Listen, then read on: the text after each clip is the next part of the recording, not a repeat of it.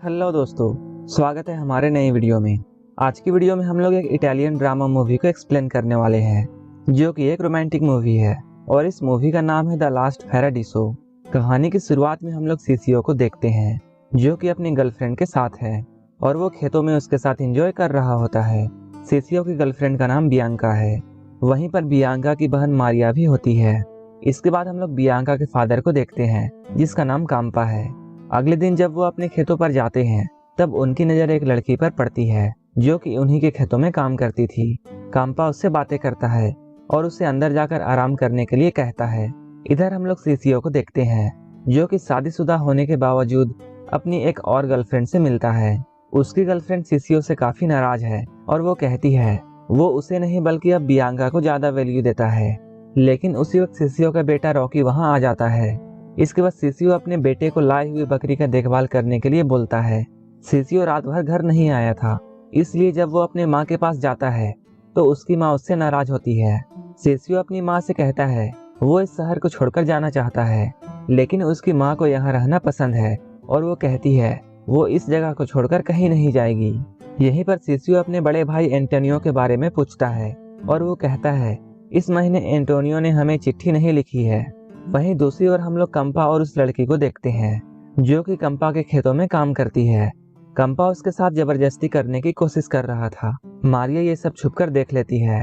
वहीं दूसरी ओर सारे किसान मेयर के पास पैसे लेने के लिए जाते हैं, लेकिन मेयर उन्हें काफी कम पैसे देकर भेज देता है। इसी बीच सीसीओ वहां आता है और वो सारे किसानों से ये कहता है वो उनका माल खरीदेगा और वो मेयर से ज्यादा पैसे उन्हें देगा। ये सुनकर मेयर को बहुत गुस्सा आता है। इसके बाद मेयर वहां से चला जाता है और वो सीधे मारिया के पिता कंपा के पास आता है और सीसीओ की सारी हरकत उसे बताता है। सुबह जब सीसीओ अपने घर आता है, तब उसकी बीवी उससे अच्छे से बात नहीं करती है और वो उससे पूछती है तुम रात भर कहाँ थे। सीसीओ अपनी बीवी से परेशान हो जाता है और वो यहाँ से निकलकर सीधे अपनी गर्लफ्रेंड बियांका के पास पहुँचता है, जहाँ सीसीओ उसे दूसरे शहर जाने की बात कहता है। इसके बाद ये दोनों यहीं पर इंटीमेट होते हैं। रात में कंपा सीसीओ का अपने घर बुलाता है और वो उससे पूछता है क्या वो उसकी बेटी बियांका को जानता है। तभी बियांका यहाँ आ जाती है और वो सीसीओ के बोलने से पहले ही ये कह देती है कि वो सीसीओ को नहीं जानती है। इसके बाद कंपा सीसीओ से मेयर के साथ हुए झगड़े के बारे में पूछता है। तब सीसीओ से बोलता है वो किसी को भी किसानों का पैसा खाने नहीं देगा और वो कंपा से ये भी कहता है अगर कोई भी उसके रास्ते में आता है तो उसके लिए अच्छा नहीं होगा। ये कहकर सीसीओ यहाँ से जाने लगता है। अगली ही रात सीसीओ बियांका से मिलने के लिए उसके घर में जाता है और वो बियांका को उसके कमरे से बाहर निकलने के लिए कहता है। इसके बाद दोनों बाहर वाले रूम में जाते हैं और वहीं पर इंटीमेट होते हैं। सुबह होने पर बियांका मारिया को ये सब बताती है। तब मारिया उसे कहती है तुम पागल हो चुकी हो, इसलिए तुम ऐसा कर रही हो। दोपहर को फिर से बियांका सीसीओ से मिलने के लिए जाती है, जहाँ सीसीओ उससे वादा करता है कि वो अगले 3 दिनों में उसे शहर लेकर जाएगा और वो कहता है वो दोनों इस जगह को छोड़ देंगे और ये दोनों सीसीओ के भाई एंटोनियो के पास शहर चले जाएंगे। बियांका ये सुनकर बहुत खुश होती है। इधर एक आदमी जो कंपा के लिए काम करता था, वो बियांका और सीसीओ को एक साथ देख लेता है और वो कंपा के पास जाकर बता देता है। कंपा ये सुनकर बहुत गुस्सा होता है। इसके बाद वो मारिया को बुलाता है और वो बियांका के बारे में उससे पूछता है। मारिया कंपा से झूठ बोलती है और वो कहती है बियांका अपने आंट से मिलने के लिए गई है। बियांका जब अपने घर वापस आती है, तब कंपा उसे अपने पास बुलाता है और उससे पूछता है तुम्हारी आंट कैसी है। तब बियांका उससे कहती है वो बिल्कुल ठीक है। उसी वक्त कंपा गुस्से से बियांका को गाली देता है और वो उसे बदचलन औरत कहता है। ये सुनकर बियांका को बहुत गुस्सा आता है और वो अपने कपड़े उतार देती है और उससे पूछती है अब क्या हुआ, क्या आपको ये सब देखकर अच्छा नहीं लगा। आप तो हमेशा अपने खेतों में काम करने वाली छोटी लड़कियों के साथ जबरदस्ती करते हैं, तब तो आपको वो सब गलत नहीं लगता है। उस वक्त मारिया बियांका को यहाँ से लेकर चली जाती है। 2 दिन बाद सीसीओ अपने घर छोड़ने का मन बना लेता है। इसके बाद वो हिम्मत करके बियांका के पिता के पास जाता है और वहाँ जाकर उन्हें वो एक चिट्ठी देता है, जहाँ उसने अपने काम को छोड़ने की बात कही थी। लेकिन कंपा उसके खत को नहीं पढ़ता है और उसे अपनी उपजाऊ जमीन दिखाने लगता है। सीसीओ जब उसे देख रहा होता है, तभी अचानक कंपा उसके सर पर मार देता है और यहीं पर कंपा उसका मर्डर कर देता है। उसे मारने के बाद कंपा उसका प्राइवेट पार्ट भी काट देता है और इसके बाद उसके लाश को उसके एरिया में फेंकवा देता है।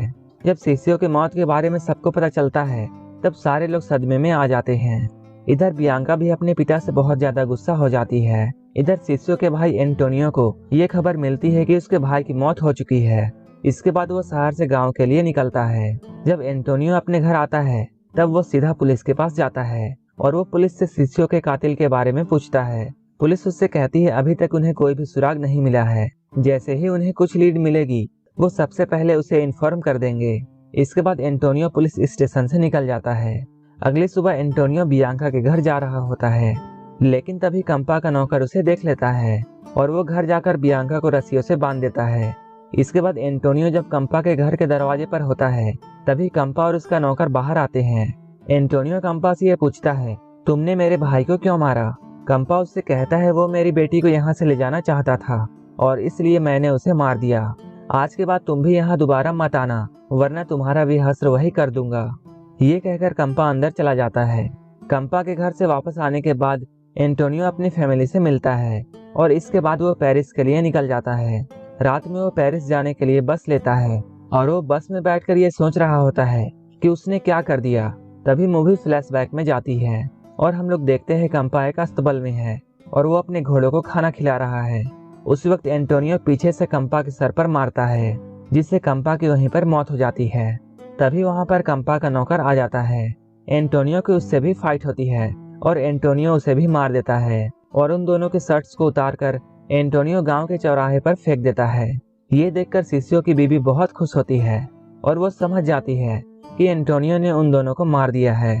कुछ देर बाद बियांका और मारिया को भी ये पता चल जाता है कि सिसियो के घर वालों ने उसके पिता और उसके घर के नौकर को मार दिया है। अपने पिता की मौत के बाद बियांका और मारिया कहीं भी जाते थे लोग उन्हें बुरा भला कहते थे और इन दोनों के पास अब कमाई का भी कोई साधन नहीं था, इसलिए ये दोनों चोरी करने लगती हैं। कुछ दिन बाद बियांका मेयर के पास उससे मदद मांगने के लिए जाती है, लेकिन मेयर मदद के बदले में कुछ और चाहता है और वो बियांका के साथ जबरदस्ती करने की कोशिश करता है। लेकिन बियांका चम्मच से उस पर हमला करती है और वहां से किसी तरह भाग जाती है। वहीं दूसरी ओर हम लोग एंटोनियो को देखते हैं, जो कि अपनी गर्लफ्रेंड को एक चिट्ठी लिखता है और वो अपनी गर्लफ्रेंड से ये कहता है कि वो हमेशा के लिए अपने घर में वापस जा रहा है। एंटोनियो जब अपने घर में वापस आता है तब वो बियांका से मिलने के लिए जाता है। एंटोनियो जब बियांका के घर के अंदर जाता है तब वो बियांका की माँ की तस्वीर देखता है। उनकी फोटो को देखकर एंटोनियो यहाँ से चला जाता है। इसके बाद एंटोनियो अपने पिता से मिलने के लिए जाता है, जहाँ वो अपने पिता से ये कहता है वो बियांका के घर गया था। बियांका की मदर की फोटो उसी औरत से मिलती है जिसकी फोटो उसने बचपन में अपने पिता के पर्स में देखी थी। एंटोनियो के फादर जब ये सुनते हैं इसके बाद वो उसे सब कुछ सच बताने लगते हैं। वो उसे बताते हैं वो और कंपा बहुत पहले दोस्त हुआ करते थे। कंपा की शादी होने के बाद बियांका हुई, लेकिन कंपा को एक लड़का चाहिए था।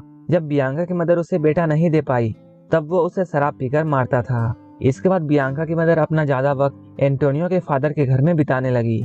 एक दिन बियांका की मदर और एंटोनियो के फादर काफी करीब आ जाते हैं और ये दोनों एक दूसरे के साथ इंटीमेट हो जाते हैं, जिससे उन्हें मारिया हुई और ये बात एंटोनियो की मदर को भी पता है। ये सब जानकर एंटोनियो बहुत सैड होता है और वहां से जाने लगता है। तभी उसके पिता उसे बताते हैं इतना सब कुछ होने के बाद बियांका की मदर ने खुद की जान ले ली थी।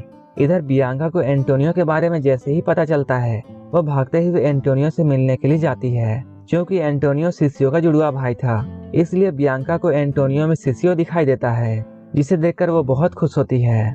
यहीं पर एंटोनियो बियांका को शादी के लिए प्रपोज करता है। बियांका ये सुनकर बहुत खुश होती है और ये दोनों सबके सामने एक दूसरे को एक्सेप्ट कर लेते हैं और यहीं पर इस मूवी की हैप्पी एंडिंग हो जाती है। अगर आपको ये मूवी अच्छी लगी हो तो एक लाइक जरूर कर देना और ऐसे ही मूवीज के लिए मेरे चैनल को जरूर सब्सक्राइब कर लेना। तो मिलते हैं हमारे